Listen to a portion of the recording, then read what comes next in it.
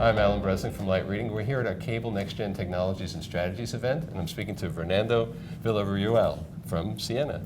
Hi, Fernando. Hi, Alan. How are you? All right, thanks. So let's talk about, at the conference we've been hearing a lot about DAA, about fiber deep, about 10G, and something called the converged interconnect network. Tell us what that is and what role it plays in all this distributed architecture that we've been talking about. Absolutely. So there's basically two parts to the DAA network. One is the endpoints, the CMTS, the video, and of course the DAA endpoints, the remote PHY devices or the remote MAC PHY devices.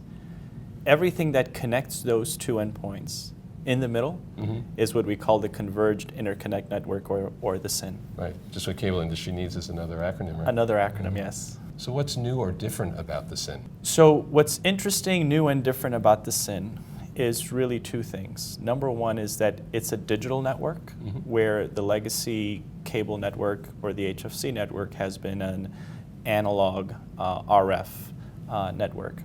So the first thing is digital. The second thing is that it is much bigger in scale. There are many more DAA endpoints than there have been nodes. And so those two items demand some new introduction of technologies into this space. So with regards to being digital, we introduce switches and routing concepts into the network. And we also introduce a different type of optics, no longer the analog optics. These are digital optics, right? And they span the gambit of 10 gig to 100 gig, depending on what you're trying to do with it. So those are the two items with regards to being digital. With regards to the scale, because there are so many endpoints, you no longer can do it by hand. You really need some automation. You really need some tools that allow you to visualize a much bigger network and scale.